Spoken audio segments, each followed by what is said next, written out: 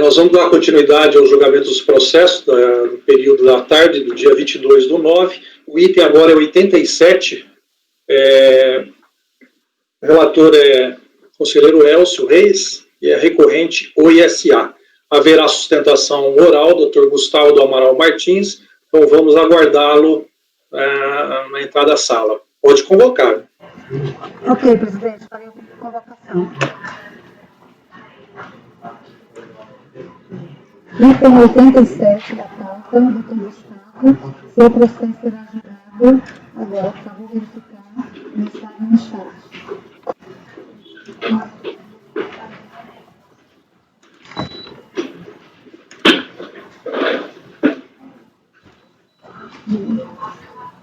Item 87, Dr. Gustavo, seu processo será julgado agora. Pode iniciar a gravação, presidente? Sim.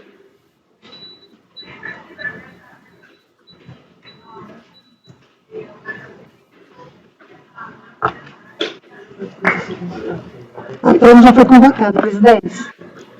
Ok, obrigado.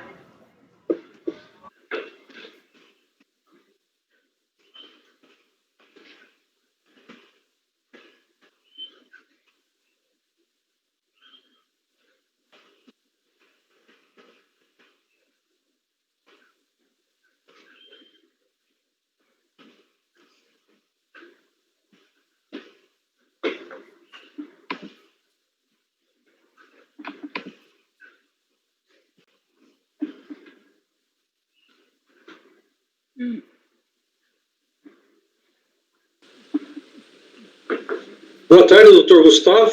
Boa tarde, excelência.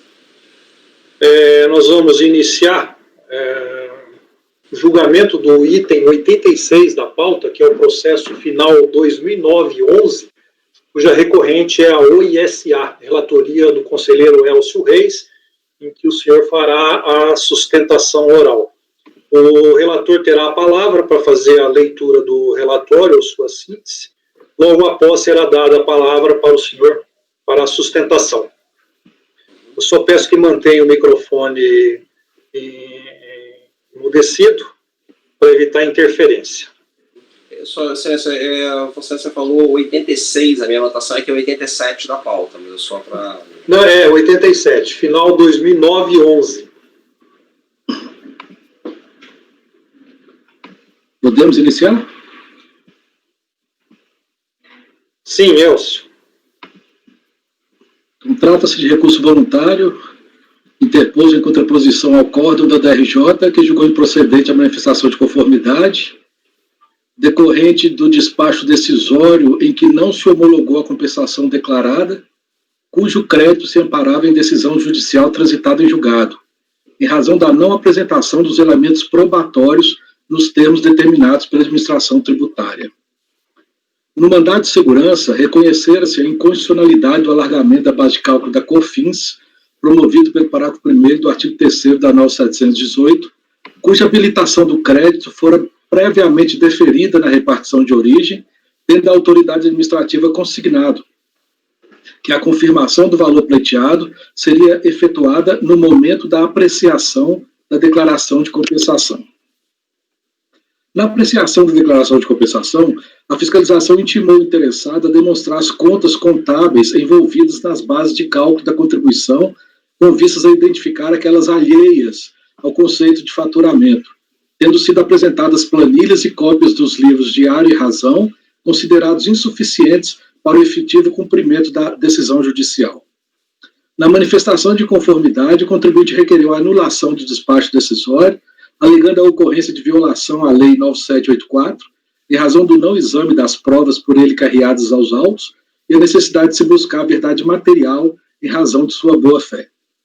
A DRJ converteu o julgamento em diligência para que a autoridade administrativa examinasse a alegação do contribuinte quanto às provas não examinadas, revendo-se, se fosse o caso, o despacho decisório e registrando os resultados do relatório circunstanciado.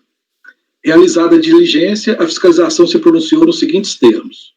Eu vou ler apenas o que está em negrito. Intimamos o contribuinte, o interessado, para demonstrar o crédito.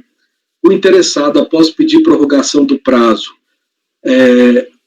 respondeu que já apresentou todos os documentos necessários. Novamente intimado, ele ratifica a informação, a resposta anterior. Em ambas as intimações, pretendeu-se que o interessado demonstrasse a apuração da base de cálculo da COFINS nos termos do provimento judicial, indicando a forma como foi calculado, com a devida comprovação por meio da escrituração fiscal e contábil. O interessado permaneceu omisso. O interessado não indicou quais contas contábeis são utilizadas para apuração da base de cálculo da COFINS. Assim, a DRF Brasília decidiu que não se podia aferir o possível direito creditório pleiteado. O acordo da DRJ, em que não se reconheceu o direito creditório, restou emendado da seguinte forma, está aí. Cientificada a decisão de primeira instância, em 14/11/2014, o contribuinte interpôs recurso voluntário em 12/12/2014 e requeriu a anulação da decisão impugnada, repisando os argumentos de defesa, sendo alegado ainda cerceamento do direito de defesa por não ter havido intimação na forma da IN 68 de 95.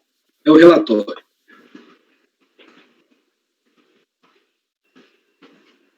Obrigado. Doutor, o senhor tem 15 minutos para a sua sustentação oral.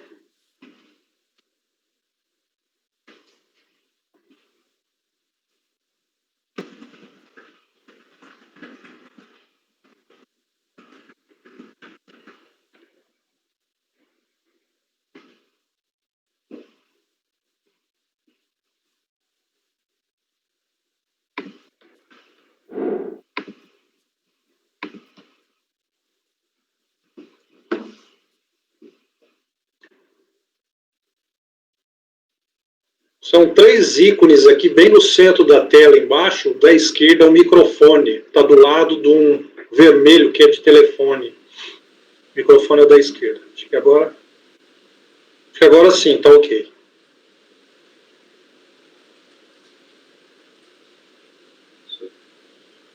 Presidente, me desculpe, só que eu fiquei, de repente, sem áudio. Deve ter 2, 3 minutos. Agora voltou o áudio. Absolutamente nada.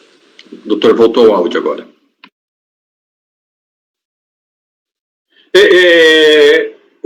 O senhor ouviu o relatório?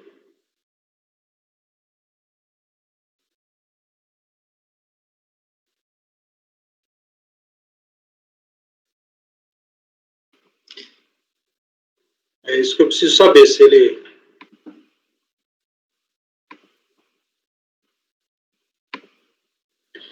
Acho que ele nem ouve, não ouve nada. O senhor não está me ouvindo?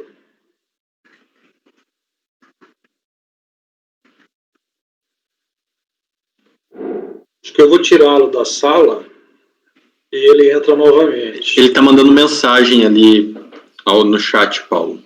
Ah, é? Ah, tá.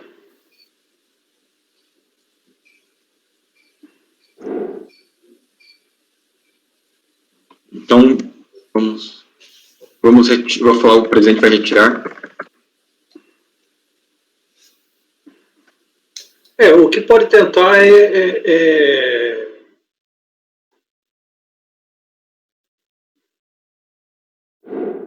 Que ele saiu? Acho que ele saiu da... Eu pedi para ele entrar novamente ali. Ah, tá. Você tinha pedido?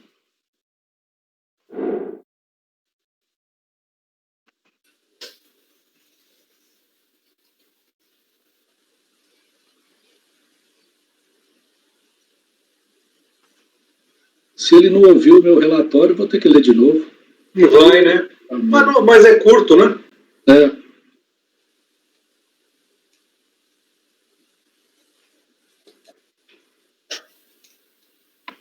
Aperta um negócio aqui sem querer, que eu não sei o que é, que apareceu uma estatística da apresentadora, que vocês viram? Não. Que aparece quanto cada um de nós falou. Sério? Não vi isso, não. Onde? Ah, não sei onde que eu apertei aqui, não.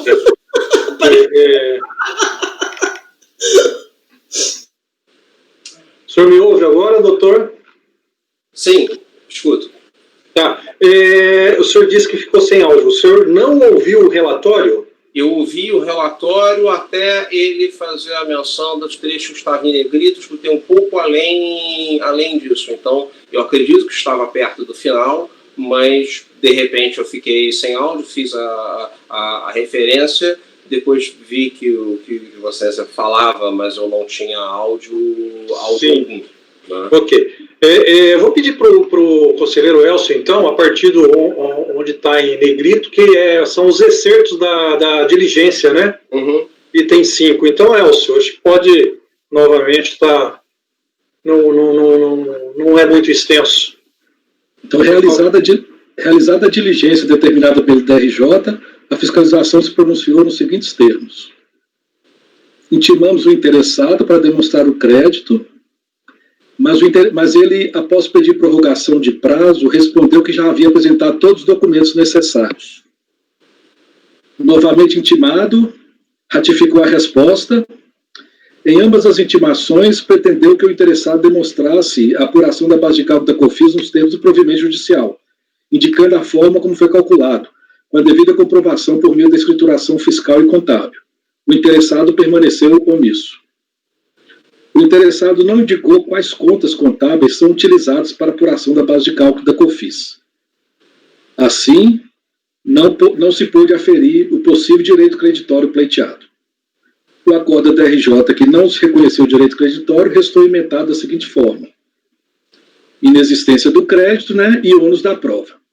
Cientificada a decisão de primeira instância em 14/11/2014, o contribuinte interpôs recurso voluntário em 12/12/2014 e requereu a anulação da decisão impugnada, revisando os argumentos de defesa, sendo alegado ainda cerceamento do direito de defesa por não ter havido intimação na forma da IN 68 de 95. É o relatório.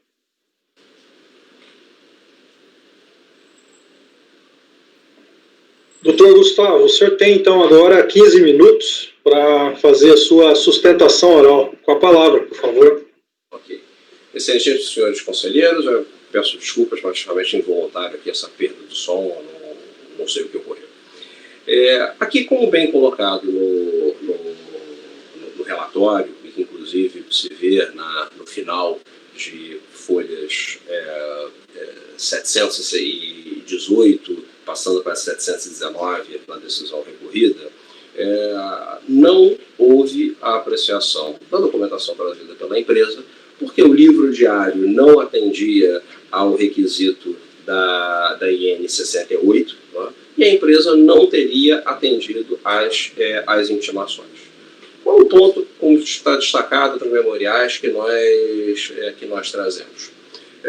Os termos de intimação recebidos não fazem nenhuma menção ao cumprimento dessa IN, fazem menção, sim, ao cumprimento dos termos da IN 86 de 2001, aos termos da IN 1412 de 2013. E veja-se, inclusive, que no termo de intimação 216 de 2014, diz aqui: demonstrar a apuração da base de cálculo da COFINS no período especificado. 2. Indicar as constas, são contas, no erro de digitação, utilizadas para a apuração da base de cálculo do livro diário já anexado aos autos. Ou seja, temos aqui, havia algum problema com esse livro diário? Não, aqui não diz, nessa intimação. Havia uma necessidade, ele estava de alguma forma que fosse imprestável, por folhas 718 e 719, você vê na decisão recorrida que estava neste entendimento. Nesta intimação, não. Tá? E, inclusive, ainda segue todos os documentos, incluindo planilhas. Veja-se que o livro diário não está requisitado aqui porque ele já havia sido juntado aos autos. Em 2009, inclusive. Então, talvez essa seja a questão no período anterior. Diz que todos os documentos, incluindo planilhas, devem ser apresentados na forma estabelecida pela IN 1412/2013. Não é a IN 68. Tá? Então, essa aqui que nós vemos, a IN 68 aparece como uma surpresa na decisão recorrida. E veja-se que a empresa já havia anexado folhas 17 e 19 dos autos à descrição dos valores apurados. Nas folhas 46 e 58, planilha informando as contas contábeis, que não tinha informado as contas, as contas contábeis utilizadas na base de cálculo mensal da COFINS, relativos a fevereiro de 1999 a fevereiro de 2000, em papel e em meio magnético. Está lá. E folha 6770, cópia das folhas do diário da conta contábil 112, 311, 118, COFINS, entidades federais, nos meses de fevereiro e outubro.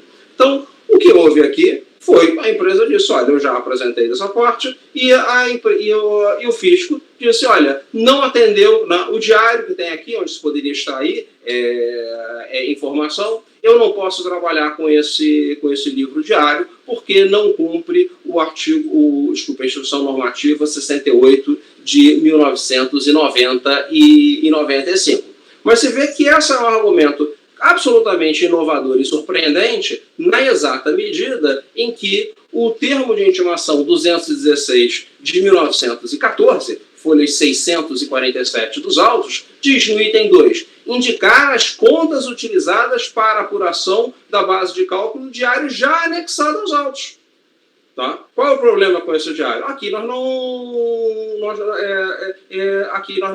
não temos essa indicação. Por que ele não poderia ser trabalhado? Olha, esta questão só foi trazida a posteriori. Quando foi essa intimação de que o livro diário deveria vir na forma dessa IN? Não veio essa intimação, só veio na decisão recorrida. Então, aqui, né, está claro na decisão que a opção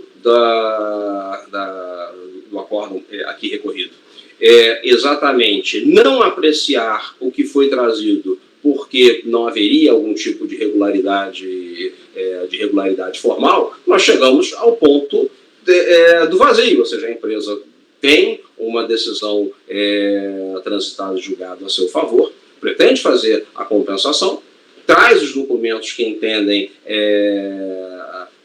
ser cabíveis, serem insuficientes, tá? E depois se diz, eu não vou apreciar esses documentos porque não foi acatada uma forma que não está nas intimações. Diz-se na decisão que a empresa não respondeu às intimações, mas quando se lê, diz que ela respondeu dizendo, olha, eu já trouxe tais documentos, a matéria já está aqui. Então a situação, com todas as vênias, não é aquela em que a empresa é intimada e nada responde, e nenhuma informação trouxe ao fisco. A situação é de uma empresa que traz a informação ao fisco, e o fisco diz, olha, não é dessa forma que eu quero a informação. Né? Então aqui, o livro diário não era suficiente para se verificar ali dos lançamentos? Não se sabe. Por que não se sabe? Porque ele não foi examinado. E por que ele não foi examinado? Apesar de ter sido trazido, ter sido anexado, foi levado em DVD aos autos, e aí, pela época, foi impresso, colocado em papel e feito em anexo do processo. Né? Ele simplesmente não foi examinado. Né? Por quê? Segundo aqui, porque não atendeu a forma da IN 68. Tá? Mas esse argumento só aparece no final. Então, a nosso ver,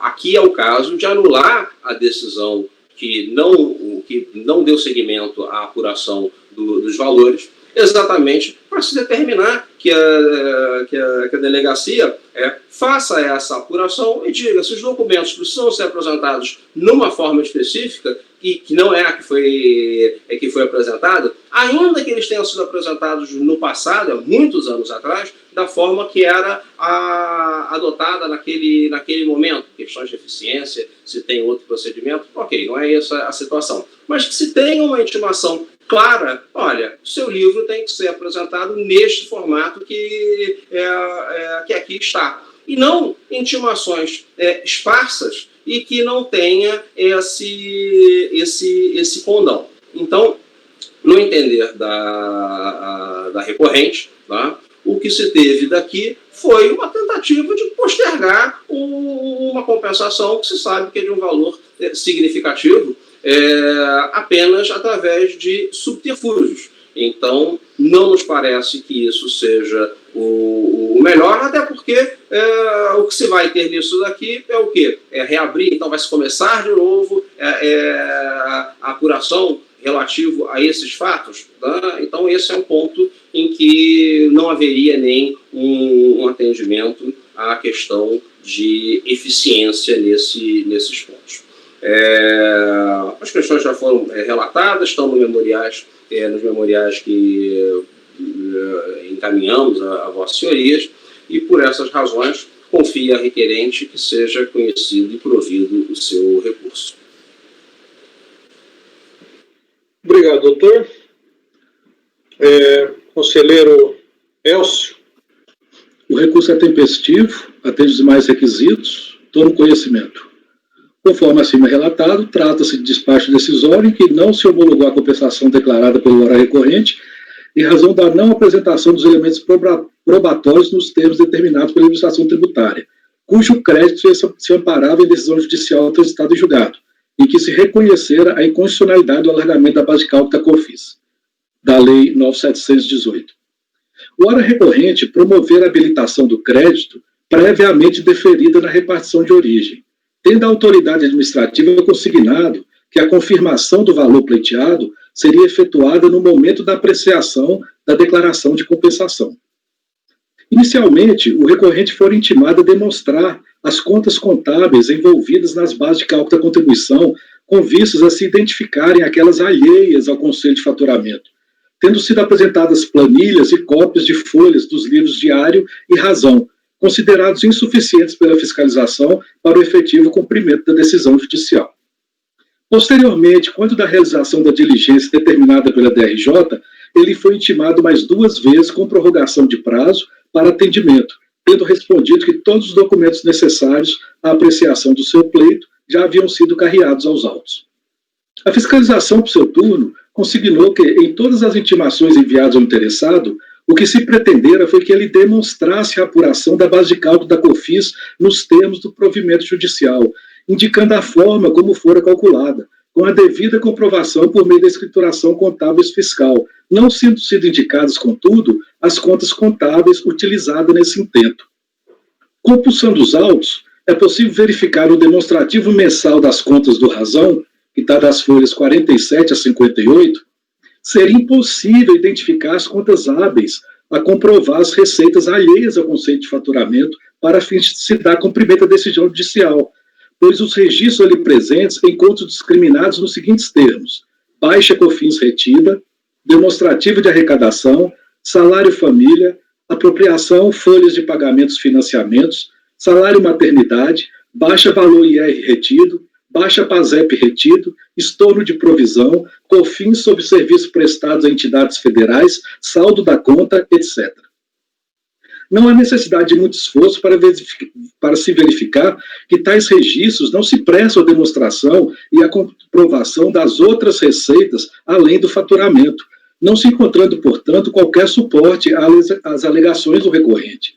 Da mesma forma, nas folhas do diário apresentadas, que está nas folhas 68 a 70, não se obtém nenhuma indicação precisa quanto às receitas sobre as quais se deveria restringir a incidência da contribuição, pois as contas encontram-se ali identificadas da seguinte forma: baixa fatura, demonstrativo de glosa, crédito em conta, faturamento geral, provisão, restituição, etc.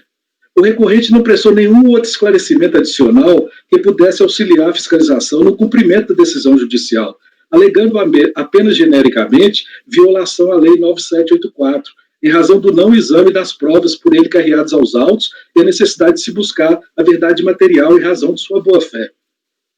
Contudo, conforme disposto no artigo 69 da 9784, os preceitos dessa lei se aplicam apenas subsidiariamente aos processos administrativos específicos, não se podendo ignorar, nesse contexto, que no PAF o ônus da prova encontra-se delimitado de forma expressa, dispondo o artigo 16 do Decreto 735, nos seguintes termos, aí que todos nós conhecemos.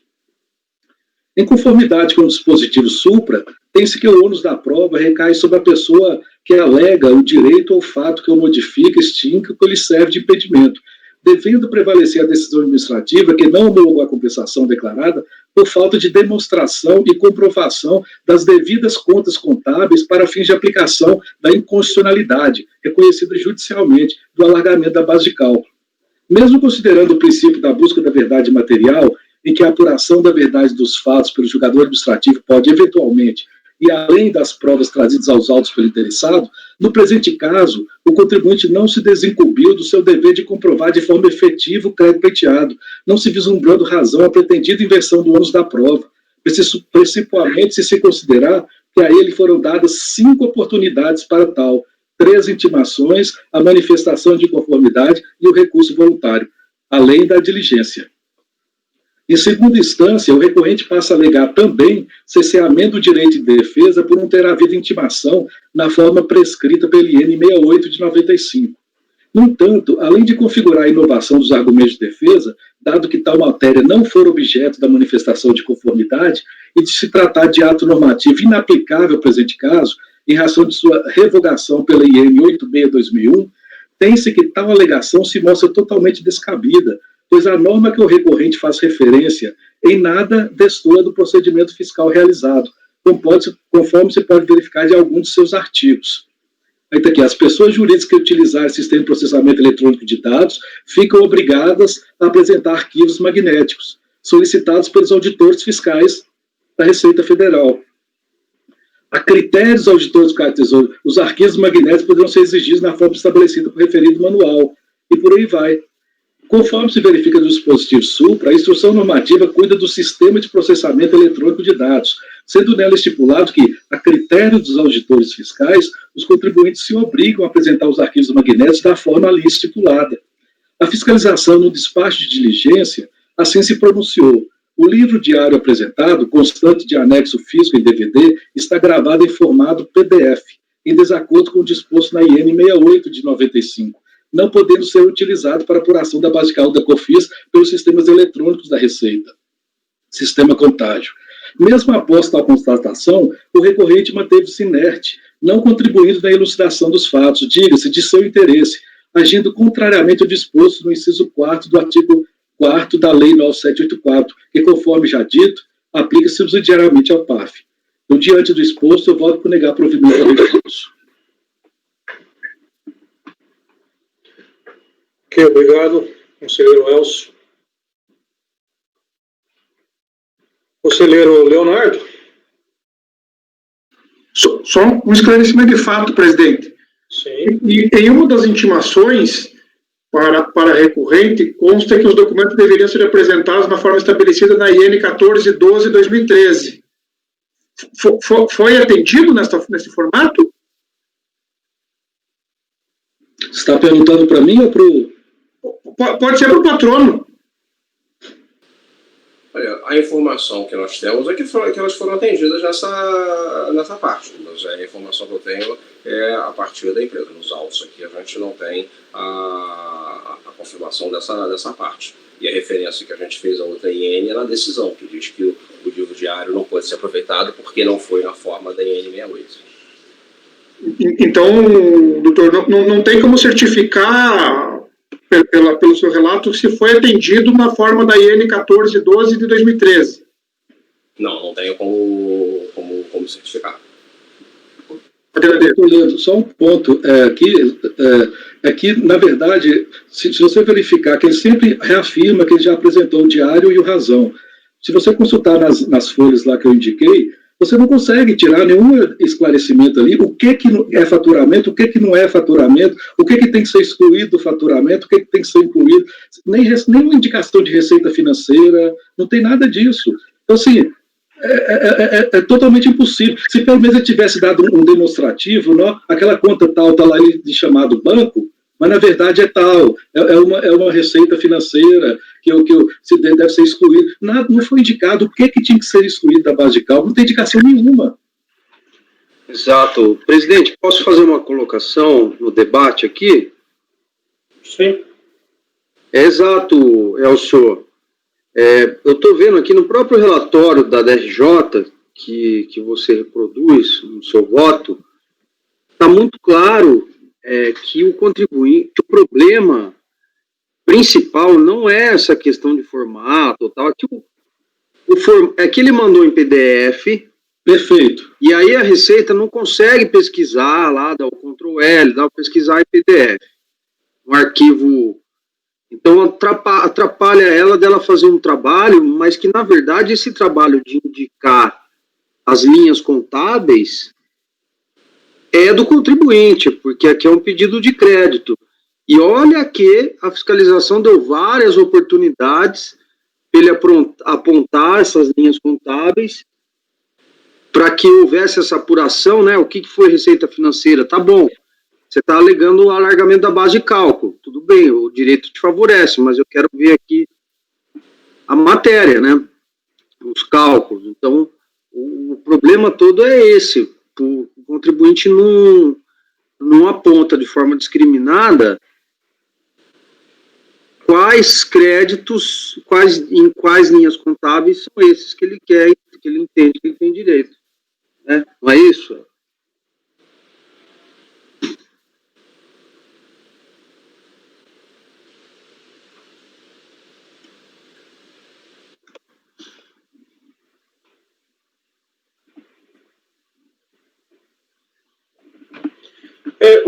Uma dos termos de intimação que eu estou vendo aqui, ele é categórico, né? A apresentação de arquivos digitais de acordo com a IN 86. Mas, Paulo, mesmo como o Pedro falou, né, mesmo que a gente não levasse em conta essa questão do formato, né, se superasse isso, mesmo assim, considerando o livro dele, é impossível tirar qualquer informação dali. Não tem como cumprir a decisão judicial. Ok, esse é o ponto. Uhum. Tá certo. Bom, feitos os esclarecimentos, Leonardo Andrade? Acompanho o relator, presidente. Com esses esclarecimentos, eu acompanho o relator. Ok. Leonardo Macedo? Acompanho o relator, presidente. Laércio? Acompanho o relator. Mara? Acompanho o relator. Márcio? Então, presidente, estou acompanhando também, porque eu vejo que a questão a ser superada, conforme já esclarecido pelo próprio relator, era simples, né? Era rastrear a apuração, o que superaria essa questão entre forma e conteúdo. Né? E como isso foi esclarecido já que não está claro, que não foi rastreado de forma inequívoca a apuração, estou acompanhando o relator. Okay. Conselheiro Pedro? Com o relator. Eu também acompanho o relator, então a decisão será, por unanimidade de votos, negar provimento ao recurso voluntário. Então, esse é o item 87 da pauta. Muito obrigado, assessor. Agradeço a sua participação, doutor Gustavo. Obrigado, doutor. Obrigado. O próximo é o 91, também com sustentação oral.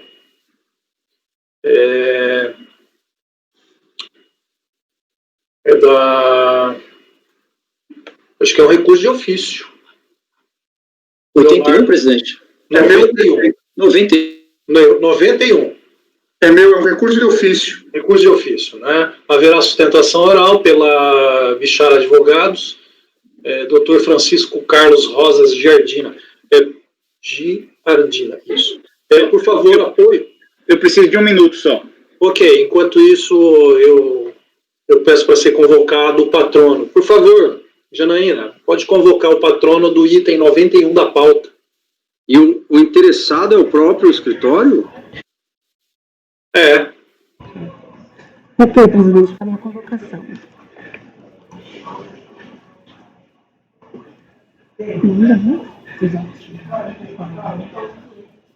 Item 91 da pauta, Dr. Francisco Carlos. Seu processo será julgado agora.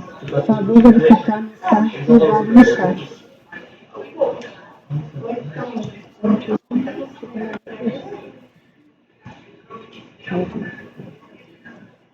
Item 91 da pauta, Dr. Francisco Carlos.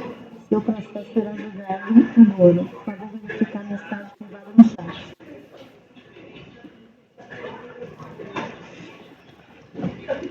Até foi convocado, presidente. Obrigado.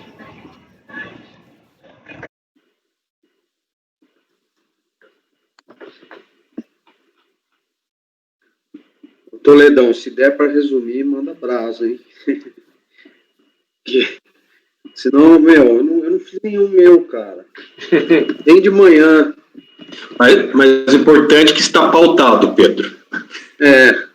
Mas é ruim, também é ruim ficar na conta gráfica. Também não dá pra gente ficar acelerando, né? Senão desgasta. Doutor. Boa tarde, senhores conselheiros. Boa tarde. Boa tarde, doutor. Quem que tinha saído? O Leonardo já voltou, agora Elcio se encontra.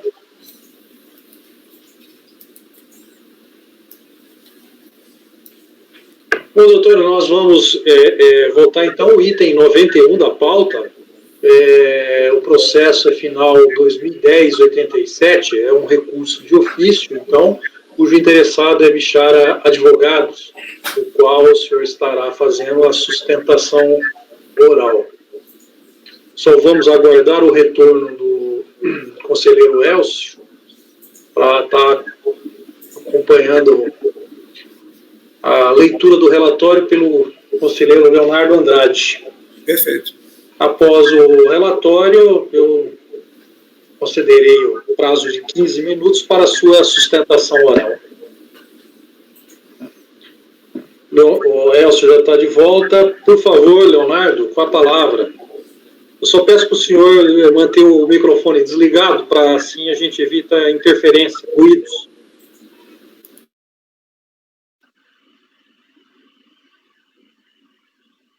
Então, é um recurso de ofício. Eu adoto, com os devidos acréscimos, o relatório produzido em primeira instância.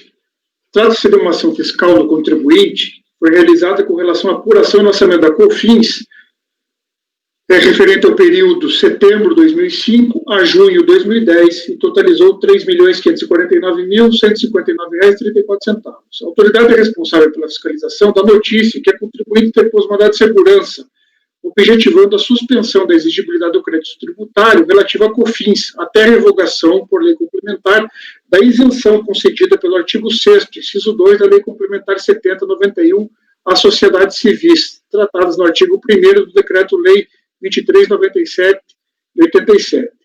O Juízo Federal da Nona Vara da Seção Judiciária do Rio de Janeiro julgou improcedente o pedido de negócio de segurança. Em sede de apelação, o Tribunal Regional Federal da 2ª Região deu provimento ao recurso para determinar a suspensão da exigibilidade do crédito tributário referente a COFINS, até o advento de nova lei complementar que disciplinasse a cobrança desse tributo.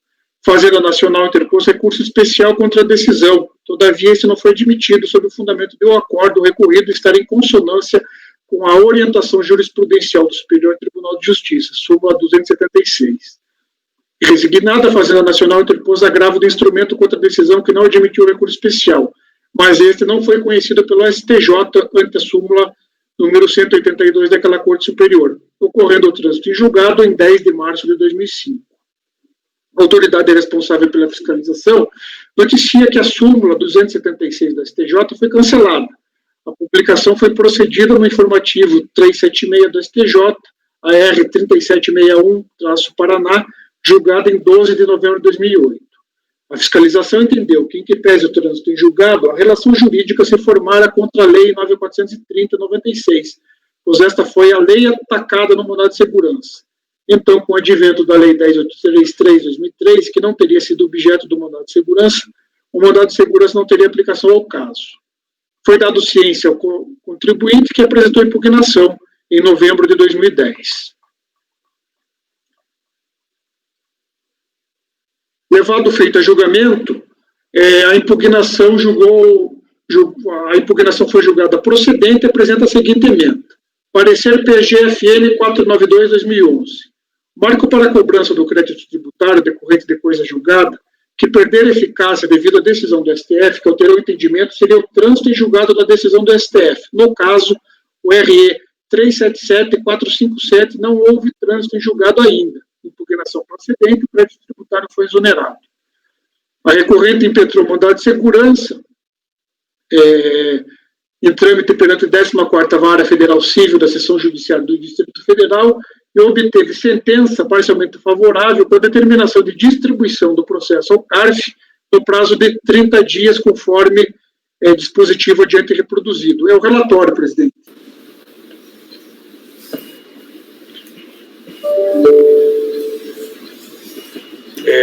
Doutor, o senhor terá 15 minutos para sua sustentação. Com a palavra. Perfeito. Senhores conselheiros, a questão versada nesses autos, ela é, na verdade, relativamente simples, e o conselheiro Leonardo ele fez um relatório minucioso e fidedigno, de fato, aos pontos controvertidos.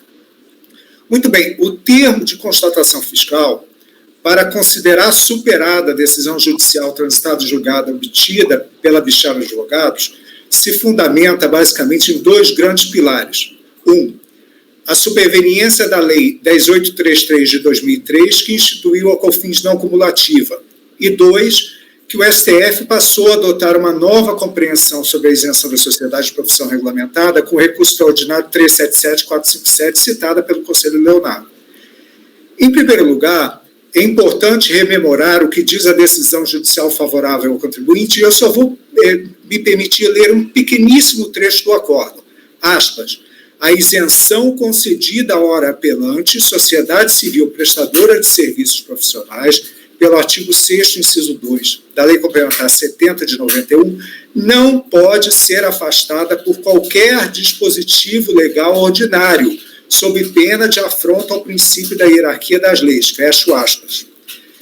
Exatamente por isso, como inclusive consta na decisão da DRJ, em que foi relator o auditor fiscal Mário Barroso, que aliás foi conselheiro na primeira sessão aí do nosso CARF por muitos anos, conselheiro muito experiente, a Lei 10.833 de 2003 não influencia na situação do contribuinte, na medida que ela não é uma lei complementar. De todo modo, consta da própria acusação fiscal, aspas, tendo o contribuinte optado pelo lucro presumido ao longo do aludido período, fica sujeito à tributação com fundamento na cumulatividade, conforme previsto no inciso 2 do artigo 10 da Lei 10.833 de 2003. Bom, fecho aspas. Bom, é ocioso dizer que a Lei 10.833 de 2003 não se aplica aos contribuintes sujeitos ao lucro presumido. Inclusive, esse é o artigo 10 da própria lei, que diz que elas continuam sujeitas ao regime cumulativo e a elas não se aplicam os artigos 1º a 6º da lei. Por sua vez, quanto à outra alegação da acusação fiscal, que seria o recurso extraordinário 377.457 do Paraná, o acordo da RJ também dá a exata resposta quanto à desvalia do argumento lançado na autuação. Diz ele, aludindo ao recurso extraordinário 730.462, com repercussão geral, que inclusive nos é vinculante ao CARF, pelo artigo 62, parágrafo 2º do nosso regimento interno, diz, aspas, está no acórdão da DRJ. De acordo com a interpretação do novo CPC dos referidos ministros, hoje, mesmo para situações de trato continuado, se faz necessário o ataque por rescisória, e o prazo para tal ação se conta a partir do trânsito em julgado da decisão que alterou o entendimento jurídico da norma, fecho aspas. Aliás, mesmo que aplicando ao caso parecer da PGFN 492 de 2011, ainda assim não se chega à conclusão diversa, já que, pela posição defendida no parecer, é a partir do trânsito em julgado do Acórdão do Supremo que poderá o fisco voltar a cobrar o tributo antes tido como inconstitucional pela coisa julgada. E esse trânsito em julgado ocorreu apenas em 2018. Por fim, senhores conselheiros, eu acho importante e relevante destacar que a Fazenda Nacional pode e deve, em sendo o caso, propor as medidas judiciais cabíveis para cobrar o tributo. Isso não se nega à Fazenda, em absoluto. O que não se pode admitir é que, por vias transversas, se desconsidere uma sentença transitada em julgado para se tentar cobrar um tributo por vias impossíveis. Então, por esses fundamentos, é que a Bichara Advogados espera o não provimento do recurso de ofício. Muito obrigado. Obrigado, doutor. Pode ir para o voto, Leonardo. Eu vou procurar resumir, presidente. Então, o recurso ele atende ao requisito da súmula CARF número 103, né, eu prefiro o entendimento que a decisão de primeira instância ela não merece reparos, sendo imperiosa a sua reprodução. Aí eu transcrevo os principais excertos, né, em especial da questão da indispensabilidade da ação rescisória, a questão relacionada à execução de efeitos futuros da sentença proferida em casos concretos sobre relações jurídicas de trato continuado, né, é transcrito um voto do ministro Teori Zavascki, menção ao artigo 535 do CPC, entendimento do ministro Luiz Fux, né, a fiscalização, ela alegou, no caso, o RE 377-457, dígito 3, só que conforme constante na decisão recorrida e ressaltada pelo patrono agora de sustentação oral, não havia trânsito em julgado à época, né? Foi aplicado, então, corretamente pela decisão recorrida o parecer PGFN 492/2011. Eu entendo desta forma. Digo que é de se acrescentar que, em consulta ao sítio eletrônico do STF, constata-se que o trânsito em julgado de decisão proferida no recurso extraordinário 377-457 somente ocorreu em 29 de junho de 2018, data posterior aos fatos geradores apurados pela fiscalização, conforme a imagem adiante reproduzida. Então, eu colo a consulta processual do site do STF, em que consta essa informação do trânsito em julgado, ali em 29/6/2018. Então, a decisão recorrida ela está em linha com o posicionamento adotado por este CARF. Trago o presidente da Câmara Superior de Recursos Fiscais, acórdão de número 9303007921, de relatoria do conselheiro Luiz Eduardo de Oliveira Santos. Transcrevo os principais excertos do voto do conselheiro. Trago também decisão pela aplicação do parecer PGFN 492/2001, acórdão 1302002286, de relatoria do conselheiro Luiz Tadeu Matosinho Machado. Trago também o acórdão 3402002995, de relatoria da conselheira Valdete Aparecida Marinheiro, também pela aplicação do parecer PGFN, em que a cobrança só poderia ser feita após o trânsito em julgado da decisão proferida pelo STF, e também decisão proferida pelo conselheiro Alberto Pinto Souza Júnior, no acordo 302001-622. Então, resumidamente, presidente, entendo como correta a decisão recorrida e voto por negar provimento ao recurso de ofício. Ok, obrigado. Conselheiro Elcio. Interessante a matéria, muito. Primeira vez que eu vejo, acompanho o relator. Você vai ver algo mais complicado que isso, viu? Acho que eu tenho voto, eu acho que é nessa sessão, agora em setembro. Leonardo Macedo. Acompanha relator, com relator. Laércio. Com relator. Mara. Com relator. Márcio. Com relator. Pedro. Acompanho. Eu também acompanho, só por precaução, Leonardo, quando eu vi esse parecer PGFN, está certo que ele está tratando só das relações jurídicas de trato continuado, né? Eu acho que no voto que eu mencionei, que eu tenho um processo, parece que eu vou num sentido um pouco diferente, mas lá não era essa situação. Por precaução, eu acompanho pelas conclusões. Eu ainda não... Vai que o meu voto realmente seja... que o fundamento seja oposto a esse. Então, acordos mesmo do colegiado por unanimidade. Negar provimento ao recurso de ofício. E vai constar que eu acompanhei pelas conclusões. Esse é o 91, item 91 da pauta. Muito obrigado, conselheiros. Boa tarde. Obrigado, doutor. O próximo item é o 92. Aí, Pedro, eu estava reclamando, chegou a tua vez. O último intervalo nós fizemos há 1 hora atrás. Dá para aguentar? Vamos fazer, é a última sustentação oral. Essa é vídeo gravado. Eu vou dar um pulo no banheiro, então, 1 minutinho. Então, vou fazer 5 minutos. 5 minutos, hein?